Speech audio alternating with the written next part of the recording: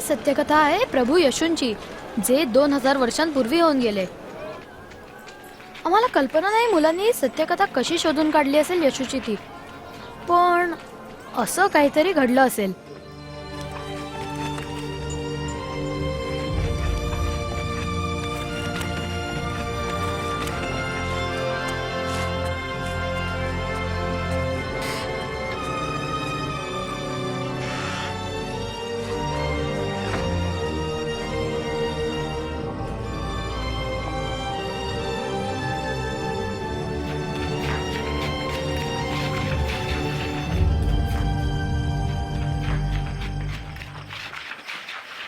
तुला कोणी पाहिलं? नाही बुवा, मलाही नाही.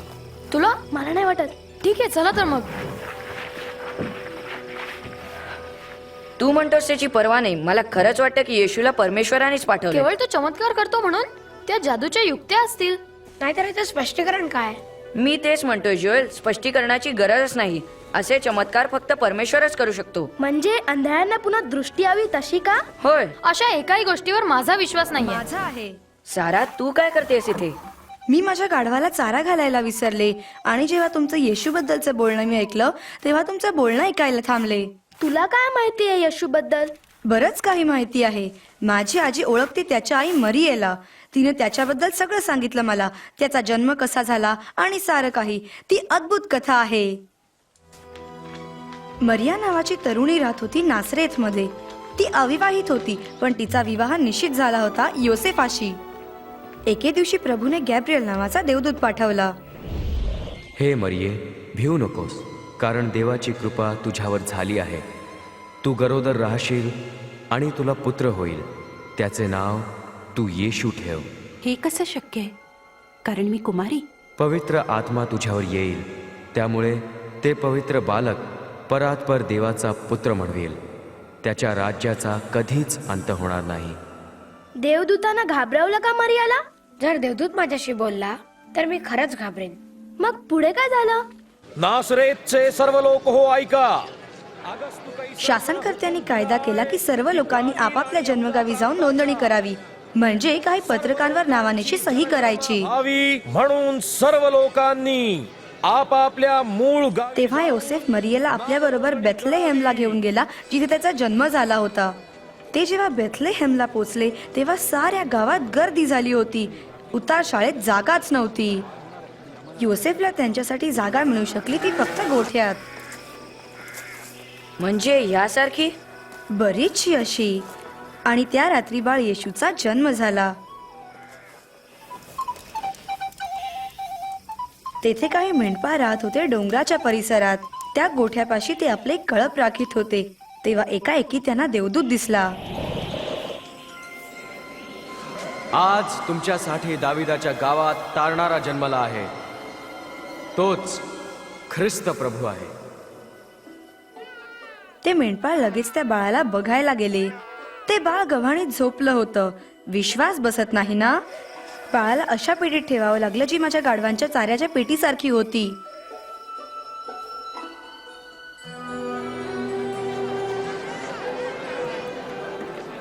त्याच्या जन्मानंतर मरिया आणि योसेफ येशूला घेऊन येरुशलेमच्या मंदिरात गेले. तिथे एका माणसाला भेटले जो परमेश्वरावर प्रीती करायचा. त्याचं नाव होतं शिमोन. हे प्रभू, आता तू आपल्या वचनाप्रमाणे आपल्या दासाला शांतीनं बोलावून घे. प्रभूने शिमोनला वचन दिलं होतं की येशूला पाहायला तो जगेल. मी माझ्या डोळ्यांनी तुझे तारण पाहिले आहे. हे बालक देवा तू निवडलेले आहे. आपण उभयता आशीर्वादित असा. बाळ येशू मोठा होईल परमेश्वराने नेमलेली व्यक्ती म्हणून, जी क्षमा करील सर्वांना सर्वत्र त्यांच्या गैरविचार, वर्तन आणि वक्तव्याबद्दल ज्यांना परमेश्वर पाप म्हणतो. म्हणजे येशू बाळ होता आणि आता तो पुरुष आहे, पण तो कधी युवक नव्हता? होता तर. माझ्या आजीने मला सांगितलं की येशू 12 वर्षांचा झाला तेव्हा मरिया आणि योसेफने त्याला येरुशलेम येथे आणलं. येशू मंदिरात गेला आणि सर्व पुढारी आणि गुरुजनांशी बोलला. हा कुणाचा पुत्र आहे जो असले प्रश्न विचारतोय? हा नासरेतचा आहे. आम्हाला वाटलं तो आमच्या बरोबरच आहे. त्याच्या उत्सुकतेबद्दल क्षमा असावी. नंतर येशू घरी गेला आई वडिलांबरोबर. जसा मोठा होत गेला तसा तो ज्ञानी होत गेला. प्रत्येक खोर पूर्णपणे भरलं जावो. प्रत्येक डोंगर एके दिवशी येशू आपला मावस भाऊ बाप्तिस्मा देणाऱ्या योहानाला भेटायला गेला. योहान परमेश्वराला मानणाऱ्या लोकांना बाप्तिस्मा देई. त्या दिवशी त्याने येशूलाही बाप्तिस्मा दिला.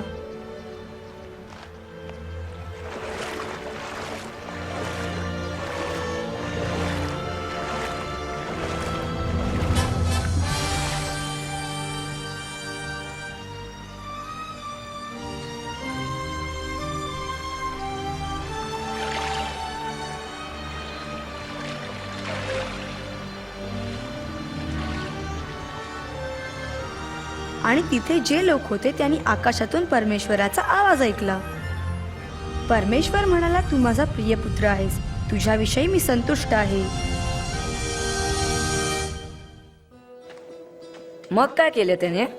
तो सर्व लोकांना परमेश्वराची शिकवण देत गावगाव फिरू लागला. कशी आहेस? बरी आहे. येशू परत गेला नासरेतला, जिथे तो लहानाचा मोठा झाला होता. एके दिवशी तो मंदिरात गेला असता पुढाऱ्यांनी त्याला परमेश्वराच्या पुस्तकातून ग्रंथपट वाचायला सांगितला. ग्रंथपटाचा जो भाग त्याने उघडला त्यात लिहिलं होतं की परमेश्वराने येशूला पाठवण्याचे कारण लोकांना सर्वत्व परमेश्वराचं सानिध्य प्राप्त व्हावं. देवाचा आत्मा माझ्यावर आलाय. त्याने मला दीनास सुवार्ता सांगण्यासाठी निवडलाय. त्याने मला बंदिवानांची सुटका करण्यास आणि आंधळ्यांना दृष्टी देण्यास पाठवलंय. त्रासलेल्या लोकांना मुक्त करण्यासाठी आणि घोषित करण्यासाठी की देव आपल्या लोकांना तारील अशी वेळ आली आहे. तो पुत्र आहे योसेफाचा. जो सुतार आहे. कधी होणार आगमन संदेश कोण जाणे. तो चांगला शिक्षक आहे. धर्मशास्त्राचं हे वचन आज पूर्ण झालंय. जे वाचत असता तुम्ही ऐकलं. शास्त्राचं वचन पूर्ण झालं? पण ही वचनं केवळ मसीच पूर्ण करू शकतो. आम्हाला कसं कळायचं? पण गोष्ट अजून संपली नाही. येशू खाली गालिली समुद्रापाशी गेला. आता होडी आणखी खोल पाण्यात ढकल आणि साथीदारांसह मासे पकडण्यासाठी जाळी सोड. हो गुरुजी, आम्ही रात्रभर कष्ट करून थकलो, पण काही मिळालं नाही.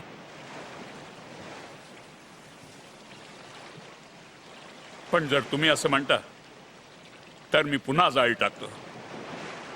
याकोब, योहान,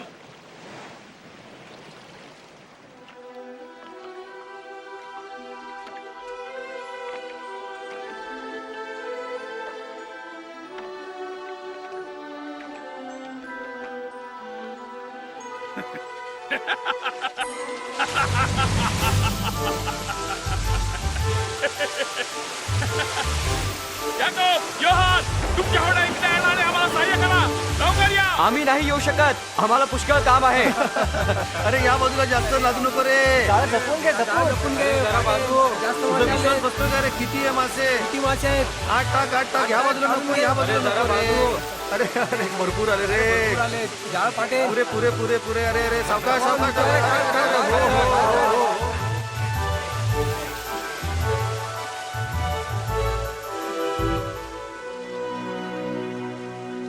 त्याला उमजेना की इतक्या पवित्र आणि शक्तिमान येशूने आपल्यासारख्या पाप्याला स्वीकारावं. माझ्यापासून दूर व्हा प्रभू, कारण मी तर पापी आहे. घाबरू नकोस. मला गेलं पाहिजे. मी सुद्धा आता जायला हवं. मीही जातो. बरं आहे. भेटू मग. बरं आहे.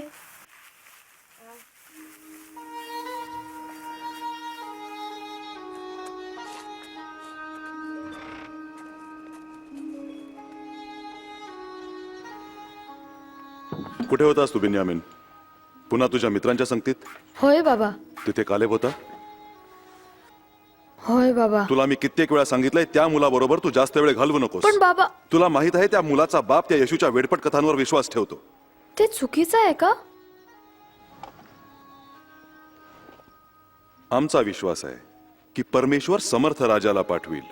तुझ्या मित्राच्या बापाचा विश्वास आहे की गव्हाणीत जन्मलेलं ते मूलच राजा आहे. मूर्खपणा आहे. कालेबच्या बाबांचं म्हणणं खरं असेल तर? नाही बेन्यामीन, आपण यावर आणखी चर्चा नाही करायची. बरं आहे.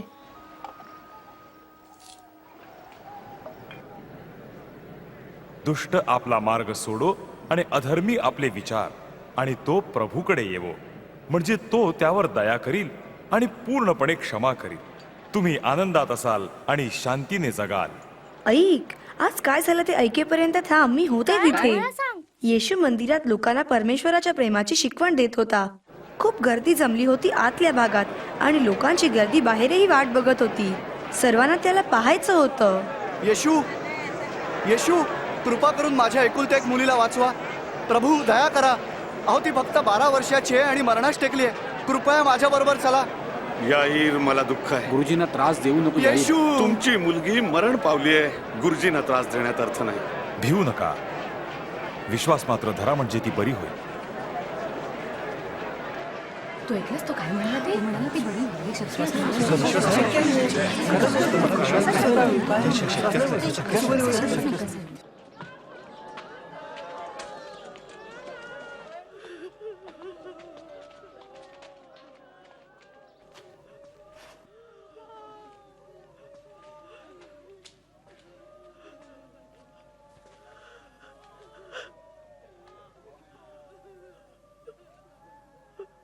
मुली, उठ.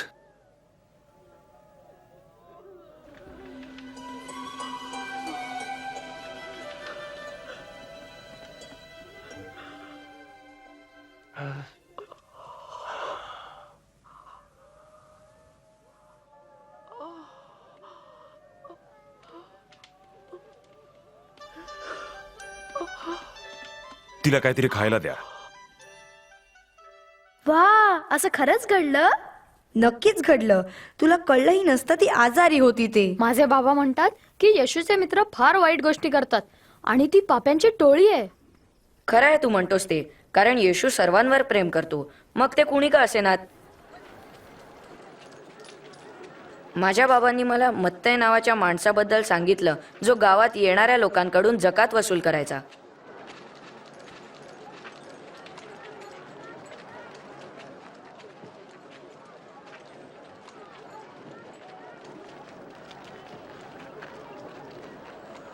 माझ्या मागे ये.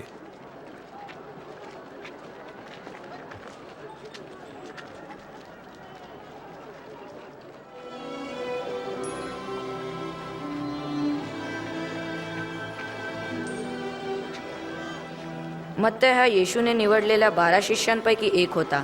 ते सर्व त्याचे चांगले मित्र आहेत आणि ते त्याच्याबरोबर सगळीकडे प्रवास करतात, परमेश्वराविषयी शिकवण देतात.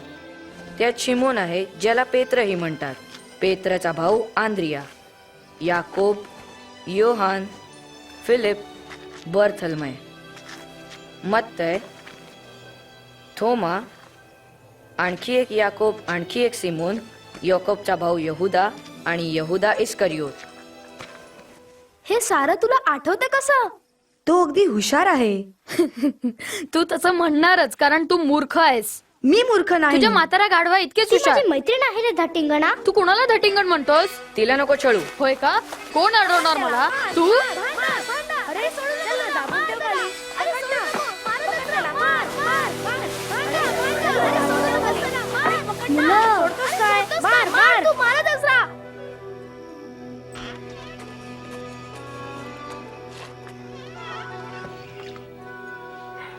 ऐक, दुखत. जास्तच दुखेल ते स्वच्छ केलं नाहीस तर.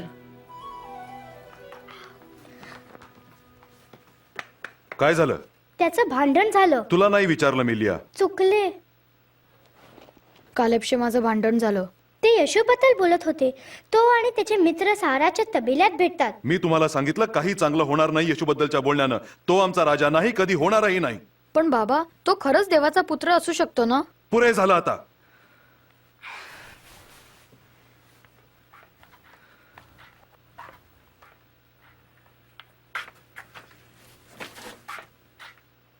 तू कठोरपणे वागतोयस या मुलाशी, नाही वाटत तुला? मला नाही वाटत तसं, आणि त्यांनी काही होणारही नाही.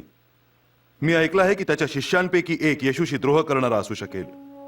ते खरं असेल तर तो आम्हाला जास्त काळ त्रास देऊ शकणार नाही. वैऱ्यावर प्रीती करा, तुमचा द्वेष करणाऱ्यांचं बरं करा, शाप देणाऱ्यांना आशीर्वाद द्या, गैरवर्तन करणाऱ्यांसाठी प्रार्थना करा.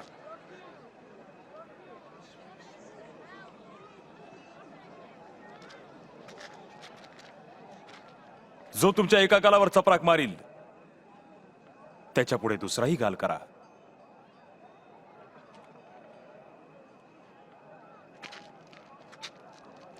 जर कोणी तुझा कोट हिरावून घेतो त्याला तुझा सदराही दे. जो कोणी तुझ्यापाशी मागतो त्याला दे, आणि जो कोणी तुझी वस्तू हिरावून घेतो त्याच्यापाशी ती परत मागू नकोस. इतरांशी तसंच वागा जसं तुम्ही आपल्यासाठी इच्छिता. मला या माणसाला जाणून घ्यायचंय. तुम्हाला असं वाटतं का की तो मसीह आहे? तो म्हणाला मसीहा, त्याचा अर्थ काय? ते मंदिरात त्याच्याबद्दल बोलत होते. मसीहा म्हणजे देवाचा निवडलेला. चला तर त्याच्या मागे जाऊया.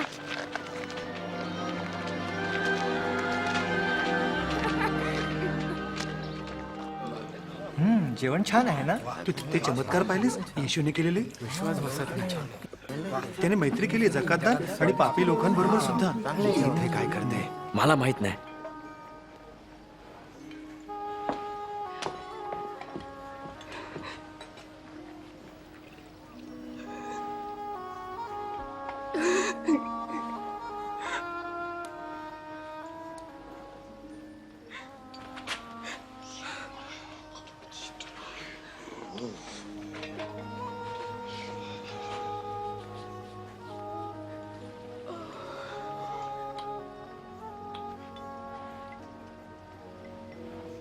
जर हा खरंच संदेष्ट असता तर त्याला कळलं असतं ही बाई कोण आहे जी त्याला स्पर्श करते.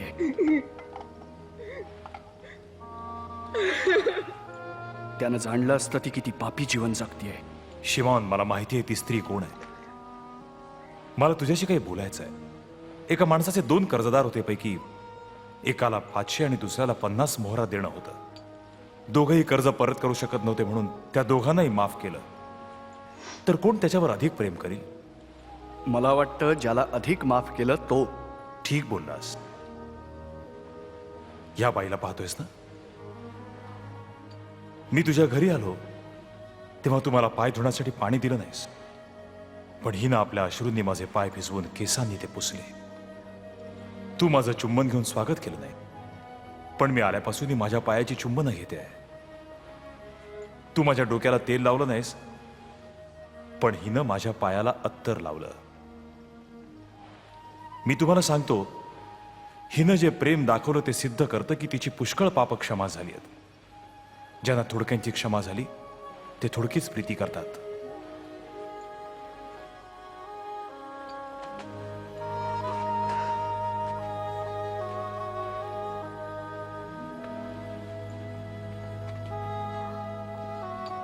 तुझ्या पापांची क्षमा झाली. मला कसं काय माफ करू शकतो? तुझ्या विश्वासानं तारलं, शांतीने जा.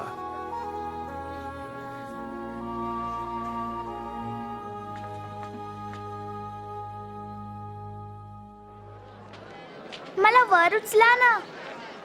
माझ्या खांद्यावर बस. आता दिसतोय? मला येशू दिसतो. पेरणारा आपलं बी पेरायला निघाला आणि तो पेरत असता काही बिया वाटेवर पडल्या, त्या तुडवल्या गेल्या आणि आकाशातल्या पाखरांनी त्या खाऊन टाकल्या. आणि काही बिया खडकाळ जमिनीवर पडल्या. त्या उगवल्या, पण ओलावा नसल्यामुळं उगवताच वाळून गेल्या. काही बिया काटेरी झाडांमध्ये पडल्या. काटेरी झाडांच्या बरोबर वाढल्यानं त्यांची वाढ खुंटली. काही बिया चांगल्या जमिनीत पडल्या आणि रोपटं उगवून त्यांनी फळं दिली, प्रत्येकाने 100 पट. या दाखल्याचा अर्थ असा आहे, बी म्हणजे देवाचं वचन आहे. वाटेवर पडलेलं बीज त्यांना दाखवतात जे ऐकतात खरे, पण सैतान येऊन अंतःकरणातून वचन काढून घेतो यासाठी की विश्वास ठेवणे त्यांचं तारण होऊ नये. खडकावर पडलेलं बी त्यांना दाखवतात जे वचन ऐकून आनंदाने स्वीकारतात खरे, पण मूळ नसल्यामुळं केवळ काही काळ विश्वास करतात आणि परीक्षेची वेळ येताच ते गळून पडतात.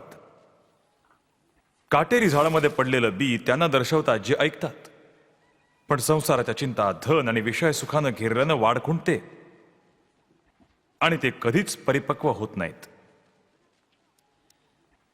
चांगल्या मातीत पडलेलं बीज त्यांना दर्शवतात जे वचन ऐकून चांगल्या आणि आज्ञाकारी हृदयात साठवतात आणि फळ येईपर्यंत धीर धरतात.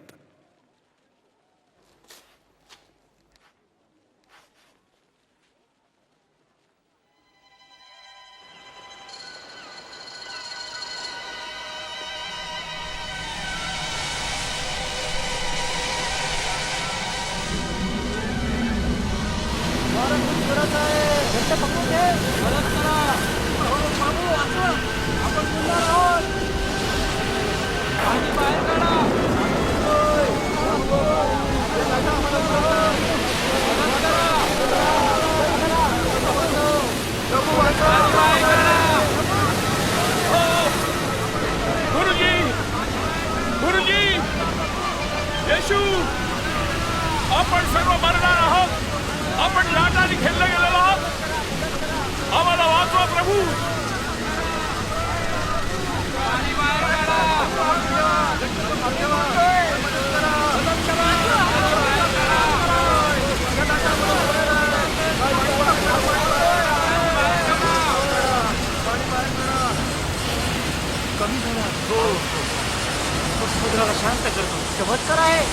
आपण नक्कीच वाचता.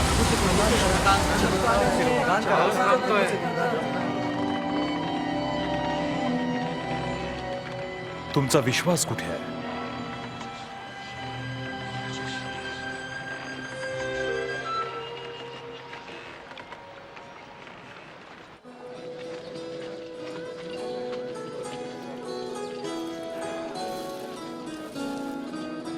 मला पसंत आहे. काय किंमत आहे याची? नाथन, नाथन, तू ऐकलास?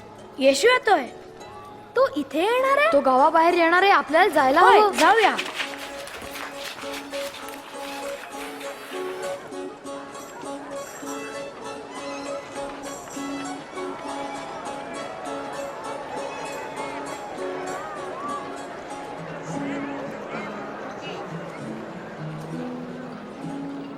मी तुला मारलं बेन्यामीन, क्षमा कर.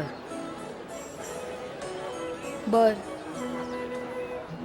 गुरुजी, या लोकांना निरोप द्या, म्हणजे ते सभोवतालच्या गावात आणि शेतमळ्यात जाऊन खाण्याची आणि राहण्याची सोय करतील.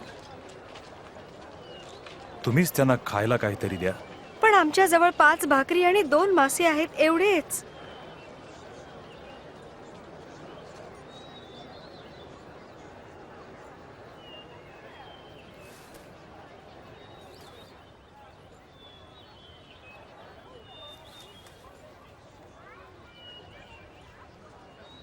धन्य हो तू हे प्रभू आमच्या देवा, सृष्टीच्या राजा, जो या पृथ्वीतून अन्न उगवतोस.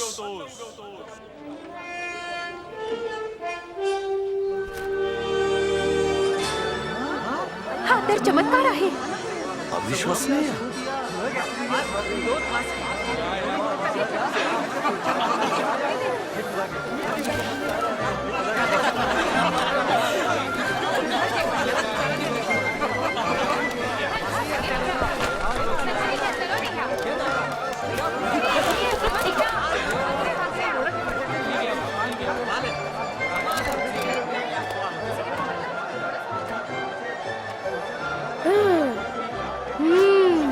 तुमचा विश्वास कसा बसत नाही की येशू परमेश्वर पुत्र आहे?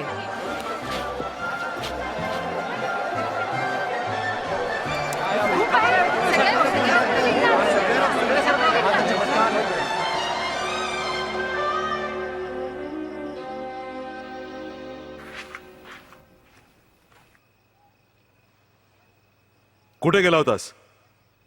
बाबा, तुम्हाला मी सत्य सांगायला हवं. आम्ही येशूला पाहायला गेलेलो. कशाला? माझा अजून विश्वास बसत नाही. मी स्वतः पाहिलं तरी. त्याने 2 मासे आणि 5 भाकरीचे तुकडे साऱ्या समुदायाला पुरवण्याजोगी परिवर्तित केले. कोण जाणे जोनाथन, कदाचित तो खराच असेल मसीहा. अशा मूर्ख गोष्टींवर तू तरी विश्वास ठेवायला लागू नकोस.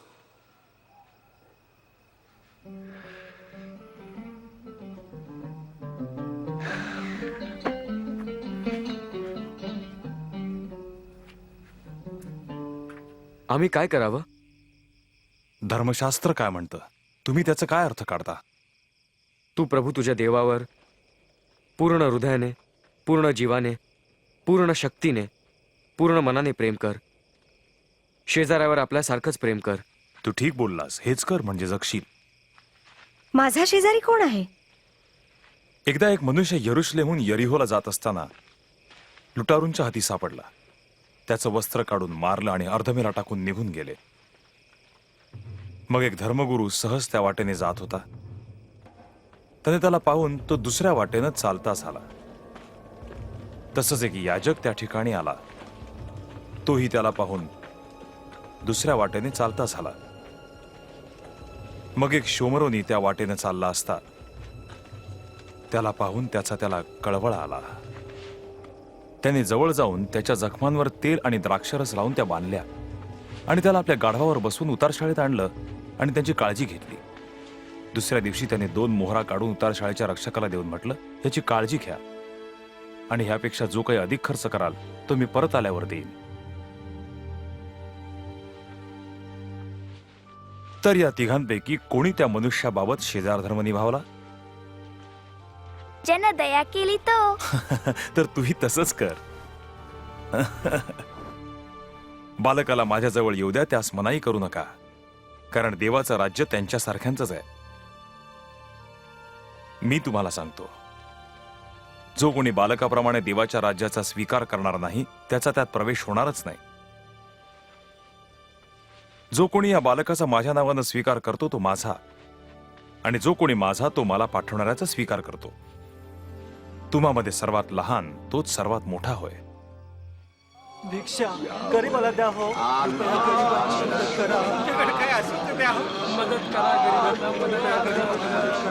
अहो काय चाललंय? काय आवाज आहे? नासरेतचा येशू इथून जात आहे.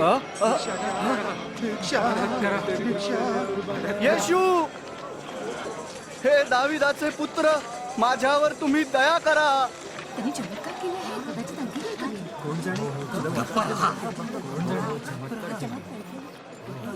तुझ्यासाठी मी काय करू?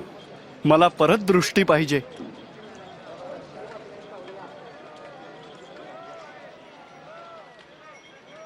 मग पहा, तुझ्या विश्वासानं तुला बरं केलं. मला दिसू लागलं.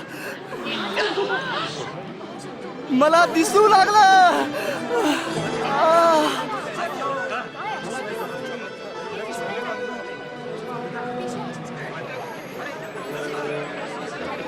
खरोखर हा मनुष्य संदेष्ट आहे. माझ्या प्रभू, माझ्या देवा, मला तार. हे प्रभू, आम्हाला तार, आम्हाला तार. देवाची स्तुती असो. आम्हाला सत्य मार्ग दाखव प्रभू. होय, मलाही दिसला तो. तिथे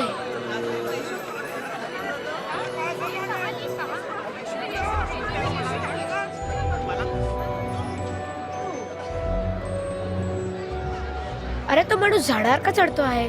तो बुटका आहे, गर्दीतून त्याला दिसणार नाही. लवकर खाली ये जक्काय, आज मला तुझ्या घरी राहायचंय. माझ्या घरी? पापी मनुष्याच्या घरी उतरायला त्याच्या घरी कोण राहील? जक्काय कसं बरं येशूला ओळखतो?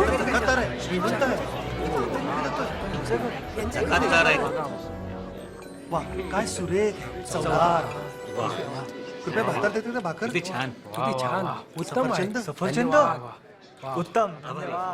ऐका, मी माझी मिळकतीतून अर्धी गरिबांना देतो, आणि मी जर कुणाला फसवलं असेल तर मी त्याला 4 पट परत देतो.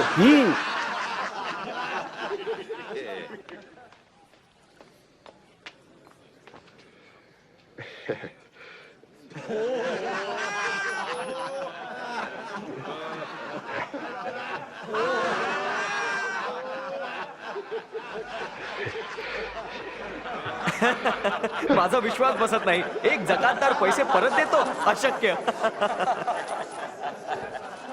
खचित आज या घराला तारण प्राप्त झालंय, कारण हा मनुष्य देखील अब्राहमचा वंशज आहे. मनुष्याचा पुत्र हरवलेले शोधायला आणि तारायला आलाय.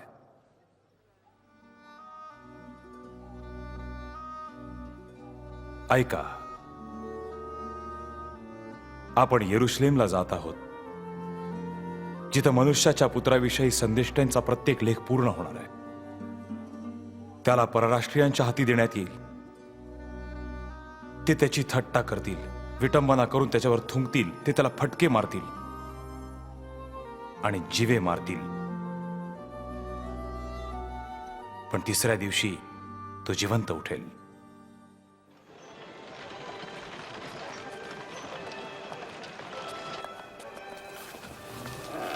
काय सारा? ये. अरे या जागेत काही वेगळे पण आहे असं वाटतं. हो, सराचं गाढव हरवलं आहे. हरवलं नाही, मी ते दुसऱ्या कोणाला वापरायला दिलंय. तुझं म्हातारा गाडो कोणाला हवं झालं?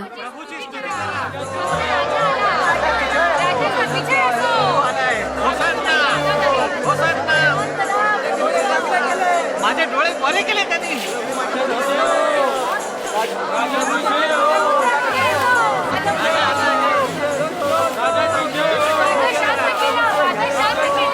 गुरुजी, तुम्ही तुमच्या शिष्यांना सांगा की गप्प राहा. मी सांगतो ह्यांना गप्प केलं तर हे धोंडे आपोआपच ओरडू लागतील. शांती, कृपा, दया.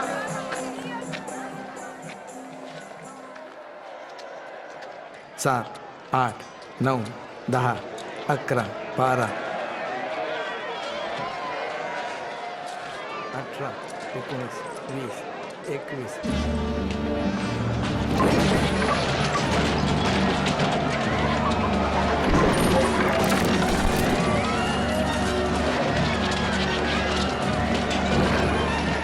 येशू इतका का रागवलाय?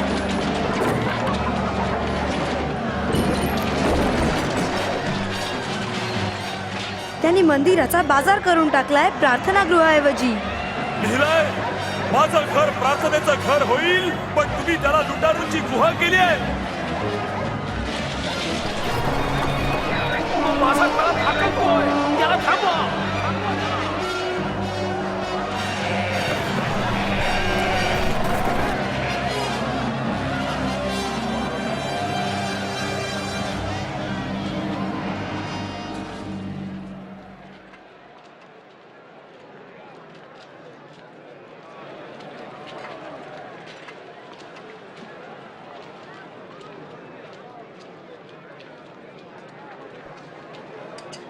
हे फारच कमी आहे.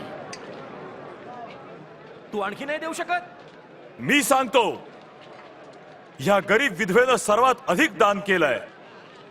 ह्या सर्वांनी आपल्या समृद्धीतून दान केलं,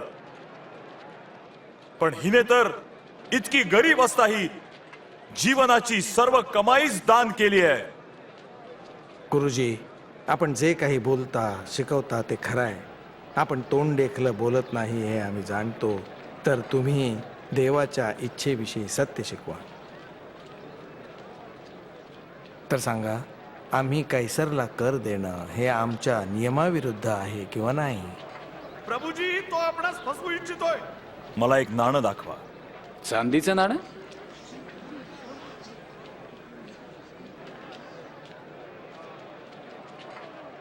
ह्यावरील मुखवटा आणि लेख कोणाचा आहे? तर जे कैसरचं आहे ते कैसरला द्या, आणि जे देवाचं ते सर्व देवाला द्या. तर तुमचं उत्तर काय?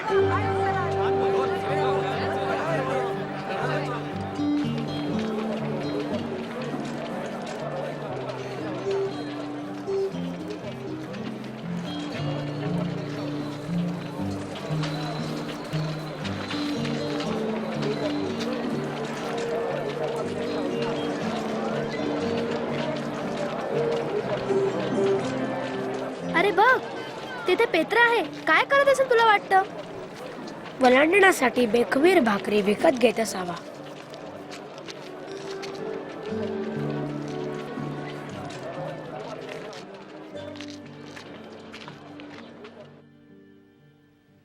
माझी फार इच्छा होती की दुःख भोगण्यापूर्वी मी हे वलांडन भोजन तुमच्या बरोबर करावं. मी तुम्हाला सांगतो, देवाच्या राज्यात हे पूर्ण होईपर्यंत मी भोजन करणारच नाही.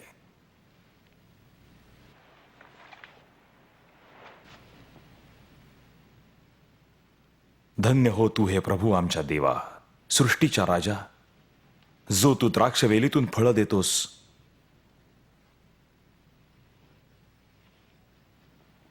हे घ्या आणि यातून सर्वजण प्या.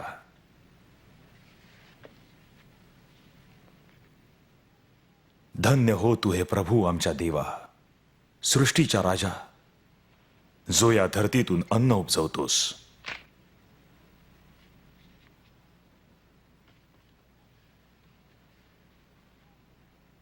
हे माझं शरीर आहे, तुम्हासाठी दिलं जात आहे. माझ्या स्मरणार्थ हे करा. हा प्याला माझ्या रक्तात नवा करार आहे, जे तुमच्यासाठी वाहिलं जात आहे. पण पहा, माझ्याशी विश्वासघात करणाऱ्याचा हात माझ्याबरोबर मेजावर आहे. मनुष्यपुत्राचा मृत्यू तर निश्चित आहे, जसं की देवानं योजलं, पण हाय त्या मनुष्याला जो त्याचा विश्वासघात होऊ शकत नाही. हे नाही होऊ शकत. हे अशक्य आहे. सांगा, कोण आहे तो विश्वासघातकी? प्रभूजी, मी आपल्याबरोबर तुरुंगात जायला तयार आहे आणि मरायला. पेत्रा, मी सांगतो, आज कोंबडा बांग देण्यापूर्वी 3 वेळा तू असं म्हणशील की मी येशूला ओळखत नाही.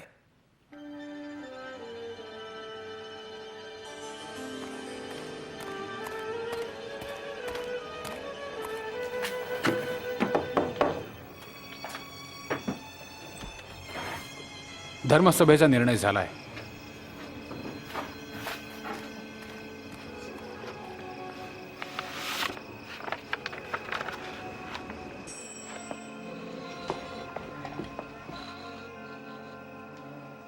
जोनाथन, काय रे? मला वाटतं त्या राजा म्हणून येणाऱ्याची कारकीर्द संपुष्टात येत आहे. मला आत्ताच निरोप मिळालाय धर्मसभेचा. यहुदा इस्करियोत नावाचा येशूचा एक शिष्य येशूला पकडून देण्यास मदत करायला तयार झालेला आहे.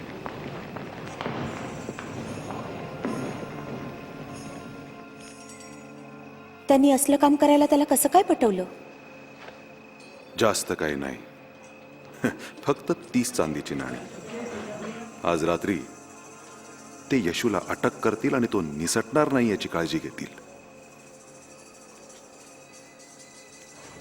नको देवा, नको.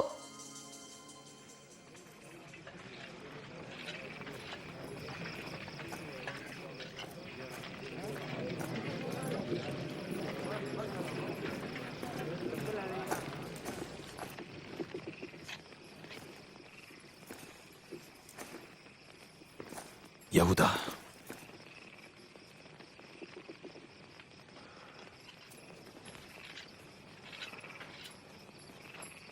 चुंबन घेऊन मनुष्यपुत्राचा विश्वासघात करतोस.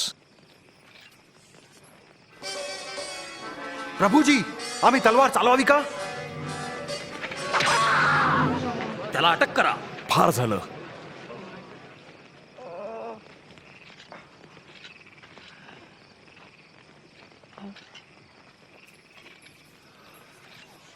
चमत्कार. लुटारूला धरावं तसं मला धरायला तलवार सुटे घेऊन आलात का? मी दररोज तुमच्याबरोबर मंदिरात असे तेव्हा तुम्ही मला धरलं नाही. पण ही तुमची कार्य करण्याची वेळ आहे, जेव्हा अंधकाराची शक्ती राज्य करते.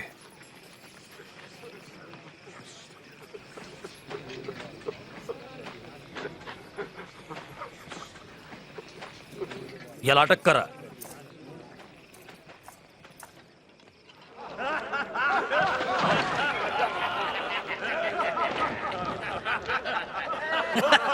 या राजाची वस्त्र तर पहा. सांग आता काय होणार ते. काय तू आम्हाला वाचवणार महाराज? तू आम्हाला वाचवणार? हा मनुष्य देखील येशू बरोबर होता. अहो बाई, पण मी त्याला ओळखतच नाही. मी दोघांना एकत्र पाहिलंय.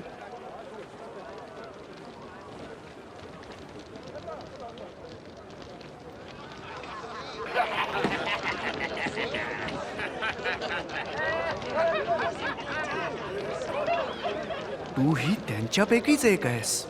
पण मी नाही.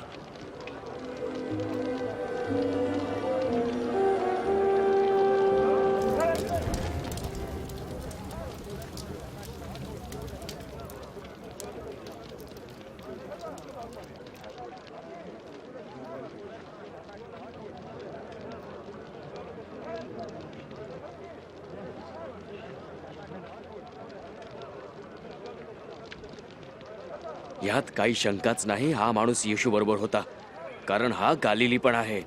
चल जाऊ दे. हो, मला काही समजतच नाही तुम्ही काय बोलताय ते.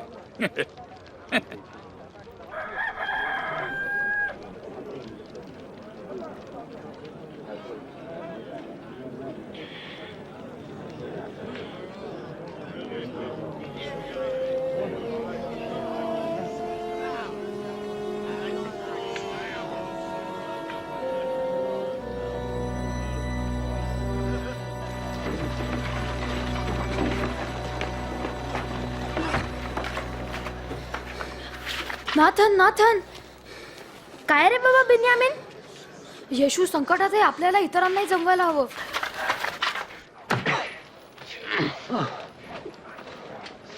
तुला कोणी मारलं सांग? भविष्यवाणी कर, तुला कोण मारणार आहे? थांबवा, मी सांगतो थांबवा. या सभेत न्या त्याला. चल.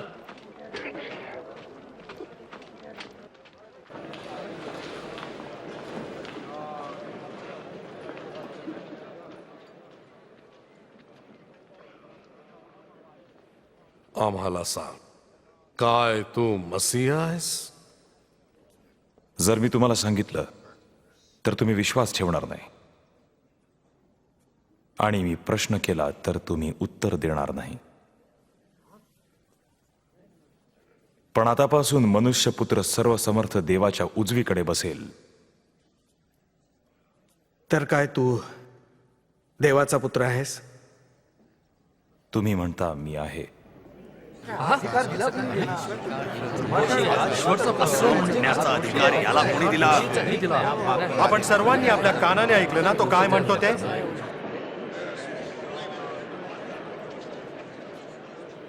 आपण त्याला पिलाताकडे नेऊ. होय होय, त्याला घेऊन जा.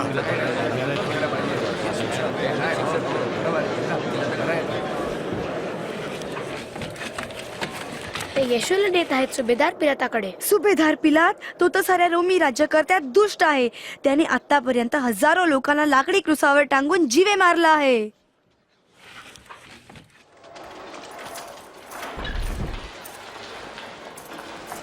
चल.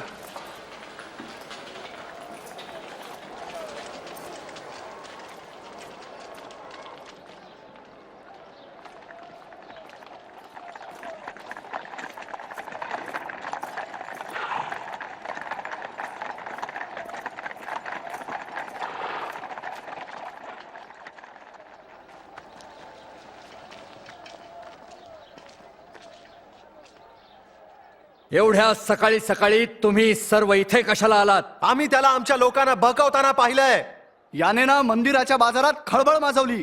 पण याला शिक्षा काय होणार? शिक्षा द्या. मला ह्या मनुष्यात काहीही दोष आढळत नाही. आम्हाला तो दोषी आढळला आहे. कैसरला कर देऊ नका असं लोकांना सांगतो आणि स्वतःला मसीहा म्हणवतो, एक राजा. राजा? तू यहुद्यांचा राजा आहेस काय? तुम्ही हे म्हणता? ह्यानं हे सर्व गालिलात सुरू केलं आणि इथं येऊन पोहोचला. गालिल मध्ये? हा माणूस गालिली आहे काय? तसं असेल तर आपण ह्याला हेरोदकडे पाठवू. तो अजूनही यरुशलेम मध्येच आहे ना, त्याला हेरोदकडे न्या.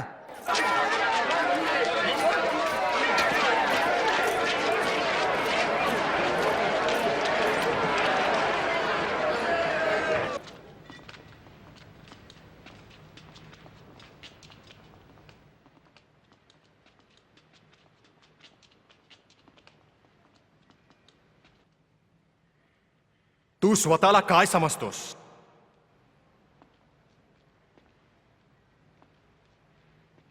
कोण आहेत ते तुझे शिष्य म्हणून घेणारे?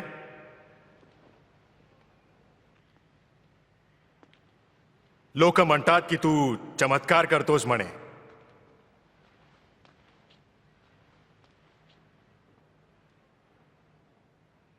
माझ्यासाठी काहीतरी कर.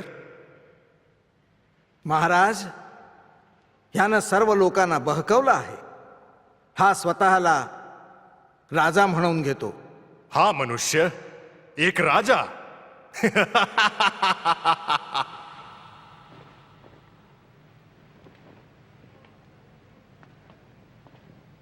हो महाराज.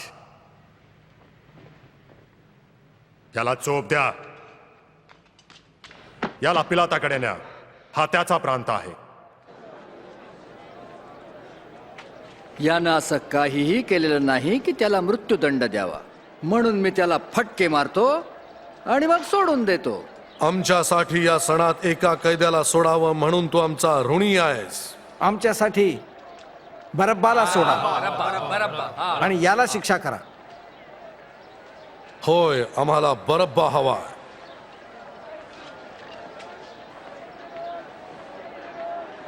क्रुसावर टांगा त्याला.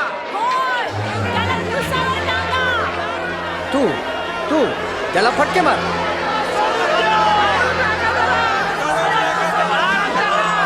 त्यानं काही केलं नाही.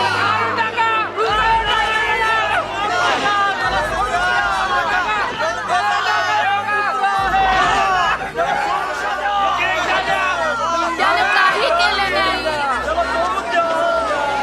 मागे व्हा, मागे सरका. चला, वाट सोडा, वाट सोडा. मागे सरका. मी सांगेन तेव्हा चालू ते त्याला राहा. मारणार का? नाही ना.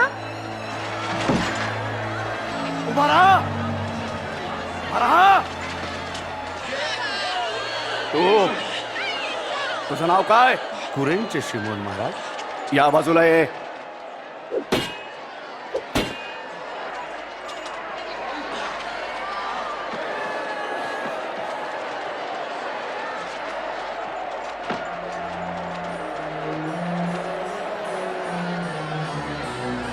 मागे हो.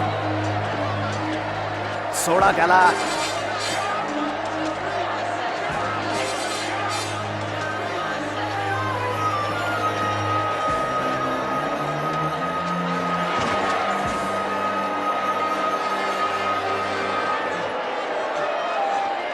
पुढे हो, इथे चाल लवकर. त्वरे ना. चल लवकर, तू चाल. चल लवकर, चाल. चल लवकर.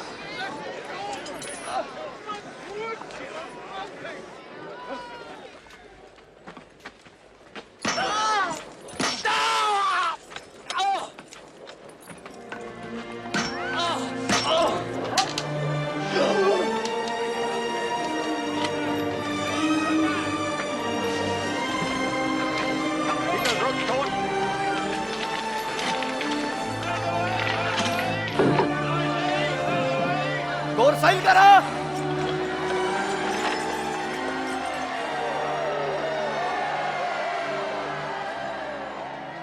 यांना क्षमा कर पित्या.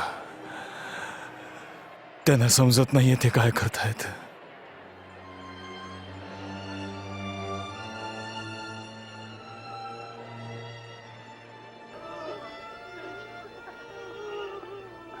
त्यानं दुसऱ्याला वाचवलं, आता त्यानं स्वतःला वाचवावं. होय, तू जर मसी आहेस तर स्वतःला वाचव आणि क्रुसावरून खाली उतर. आम्हाला तुझा एखादा चमत्कार दाखव.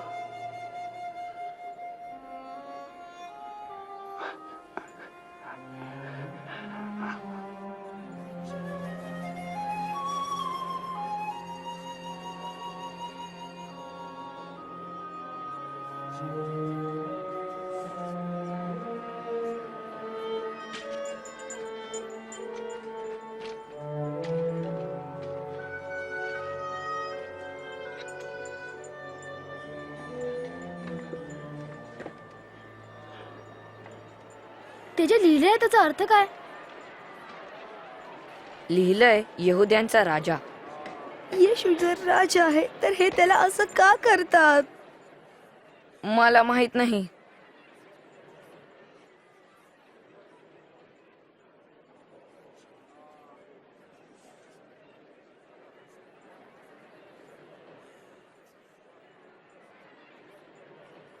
जोनाथन, तुलाही असं वाटतं का रे?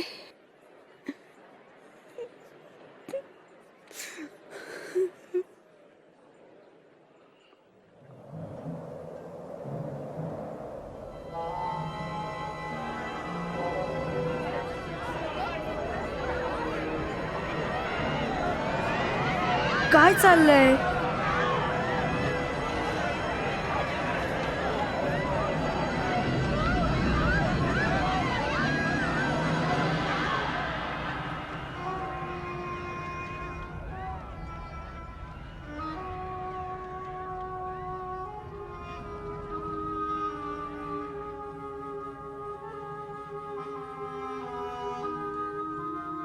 हे पित्या,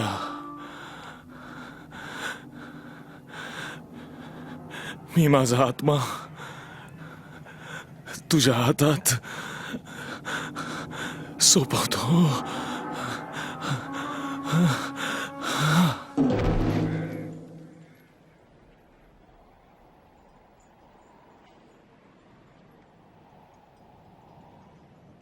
मी गुरुजींसाठी कबर तयार केली आहे. मी त्यांचा देह घेऊन जाऊ इच्छितो. तुम्ही घेऊन जाऊ शकता.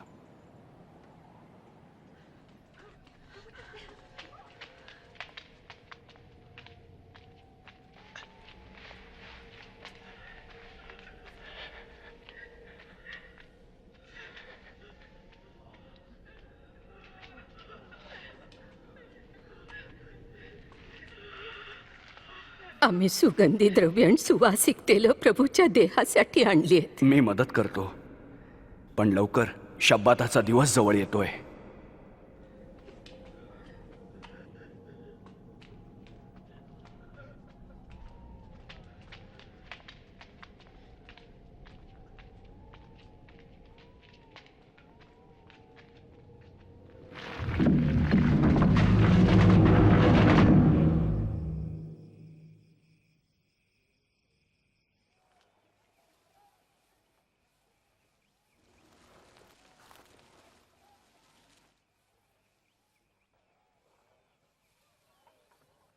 विश्वासच बसत नाही की येशू पुन्हा दिसणार नाही. थांबा एक मिनिट. येशूनं पुन्हा पुन्हा काय सांगितलं ते आठवत नाही तुम्हाला? काय? मला आठवतं, ते बोलले होते की 3 दिवसांनी मरणातून उठणार म्हणून.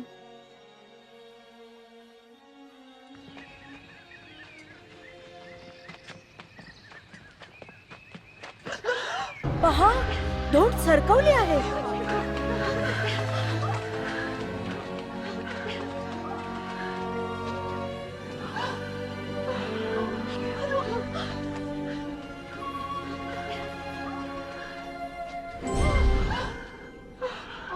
तुम्ही जिवंताचा शोध मेलेल्यांमध्ये का करता?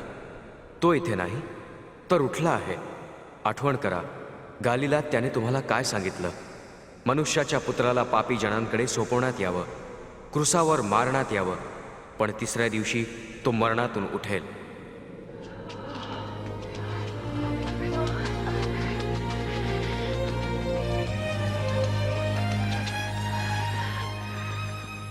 ऐका, धोंड बाजूला लोटली होती.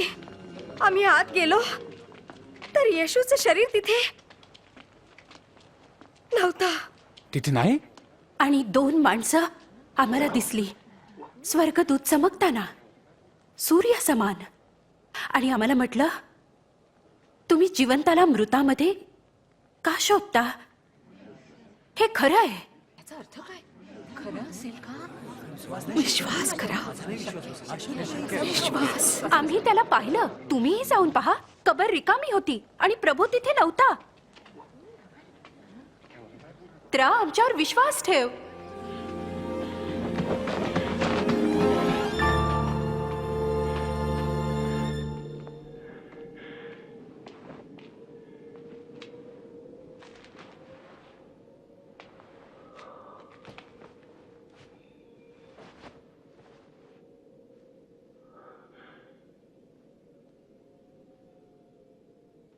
खरोखर प्रभू जिवंत झाला.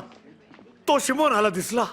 आम्ही त्याला रस्त्यावर पाहिलं तर ओळखलंच नाही. जेव्हा त्यांनी भाकर मोडली तेव्हाच आम्ही ओळखलं. अम्माऊसला आश्चर्य, तो तिथे पोहोचला.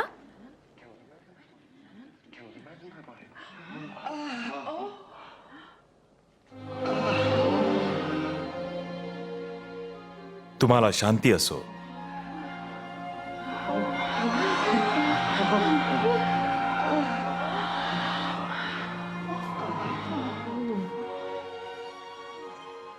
तुम्ही का घाबरलात?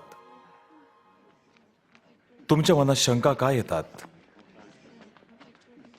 पहा माझे हात आणि पाय, आणि जाणा की मीच आहे. मला स्पर्श कराल तर ओळखाल. कारण आत्म्याला हाडमांस नसतं, जसं तुम्ही माझ्यात पाहता. मी तुमच्याबरोबर होतो तेव्हा तुम्हाला हेच सांगत होतो. माझ्याविषयी मोशेचे नियम, स्तोत्रे आणि संदेष्टे, शास्त्रात जे लिहिले होते ते सर्व पूर्ण होणे आहे. हेच तर लिहिलं आहे.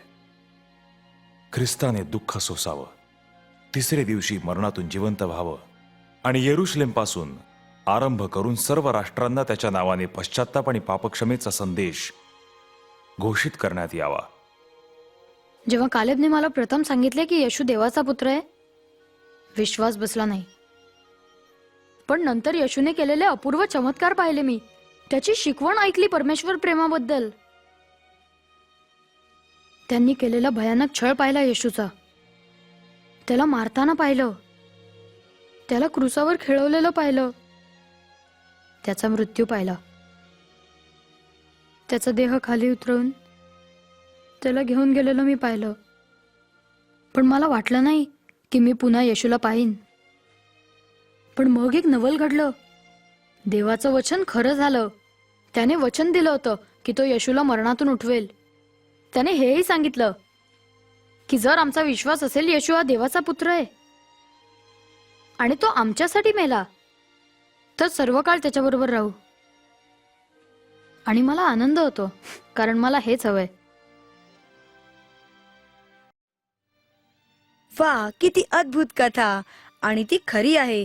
तुम्ही पाहिलत आणि नवल केलं कालेब, जोएल, नाथन आणि बिन्यामीन बरोबर. खरंच येशू कोण आहे? तुम्ही पाहिलत, ऐकलत. मी विश्वास ठेवायचा ठरवलाय येशू देवाचा पुत्र आहे आणि प्रभू येशूने माझ्यात राहावं. अरे, हीच वेळे निवड करायची. तू आता तरी सांगणार का येशूला क्षमा कर म्हणून? तू म्हणू शकशील की मला समजत नाही, किंवा मला आधी आई वडिलांना विचारायला लागेल, किंवा मी अजून तयार नाही, किंवा तुझं उत्तर असेल होय, मला येशूला आत्ताच माझ्यात राहा म्हणून सांगायचंय. मला वाटतं येशूने माझ्या सर्व पापांबद्दल क्षमा करावी, मी केलेला चुकीचा विचार, बोलणं किंवा कृत्य. आणि तू त्याला सांगू शकतोस की तुला त्याच्याबरोबर राहायचं आहे, नेहमी, निरंतर. जेव्हा तू म्हणायचं ठरवशील की होय, तू देवाशी बोल, तुझ्या स्वतःच्या शब्दात किंवा अशी प्रार्थना कर. प्रिय प्रभू, माझा विश्वास आहे येशू तुझा पुत्र आहे. माझे सर्व चुकीचे विचार, वक्तव्य आणि कृत्यांसाठी येशूने क्रूसावर मरण पत्करल्याबद्दल आभार. माझ्या पापांची क्षमा असावी. मी येशूला विनवते की माझ्या बरोबर आणि माझ्यात सदैव राहा. तुझ्या मनासारखं मी बनावं म्हणून मला मदत कर. माझी प्रार्थना ऐकल्याबद्दल आभार. तुला ही प्रार्थना आत्ताच करायची आहे का? तुझं उत्तर जर हो असेल, आत्ता माझ्यासोबत देवाशी बोल. मी सावकाश प्रार्थना करतो, तू माझ्यानंतर बोल, एक एक वाक्य. प्रिय प्रभू, माझा विश्वास आहे येशू तुझा पुत्र आहे. येशूने क्रूसावर मरण पत्करल्याबद्दल धन्यवाद. मी केलेले सर्व चुकीचे विचार, वक्तव्य आणि कृत्यांबद्दल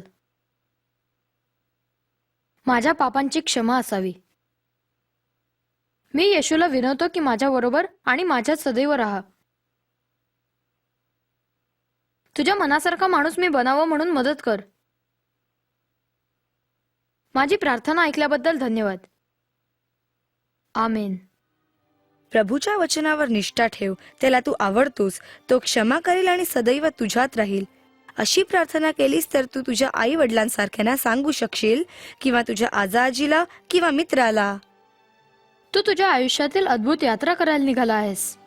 ही नवी मैत्री येशूशी आणि देवाशी, जो त्याचा पिता आहे. 4 गोष्टी मदत करतील देवाला समजून घ्यायला, त्याच्यावर प्रीती करायला. देवाचे पुस्तक पवित्र शास्त्र रोज वाचा. यात देवाने दिलेली 100 वचनं लिहिलेली आहेत. देवाशी बोल. तू देवाबरोबर कशाही विषयी कधीही कुठेही बोलू शकतोस. तुझा मित्र येशूबद्दल तुझ्या लोकांना सांग. अशा लोकांच्या सहवासात राहा जे त्याला जाणतात, प्रीती करतात. आमचा वेळ उत्तम व्यतीत झाला तुम्हाला येशूची सत्यकथा सांगण्यात. आता तुमची पाळी आहे तुमच्या मित्रांना सांगायची.